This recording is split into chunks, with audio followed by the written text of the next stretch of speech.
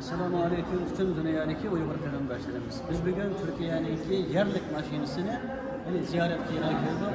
Alloh nasib qilsa, mana shu mashinadan birini o'zimizniki maqom mashinasi qilib olamiz. Alloh xohlasa. Suyukli qarindoshlarimiz, mana bu vatanning mustaqil bo'lgan vaqtida qanday ishlarni qilg'ili bo'lganligininki birdan-bir ishorat qarindoshlar. Bizning vatanimiz mustaqil bo'lgan vaqtida vatanimizniki, ya'ni Uyg'uristonning, Sharq Turkistonning yerlik mashinasini ishlab chiqaramiz. Allah xohlasa vatanimizning boyligi qarindoshlar, yer boyligi vatandagi har bir Uyg'ur oilasiga mana bu shunday mashina birdan to'g'ri keladi.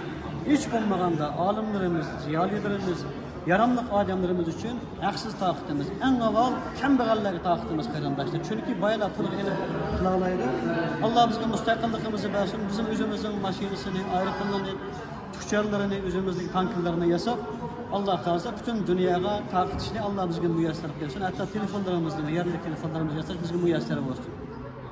Allah xohlasa o'sha tunji bo'lib mashinaniki bir qor rengi olsa, yana birisi vatanimizning bayağı ko'k rengida ishlab taqitimiz qarindoshlar. Butun dunyoning Uyg'urlar o'shunday Uyg'ur mashinaniki nasib bo'lishini tilayman. Payg'ambarimizning vaqti otwati bugun bo'lsa bu mashina va Alloh xohlasa hamma oilada birdan mana shu mashina bo'lsin deyman. Butun dunyoning Uyg'urlarga salom bo'lsin.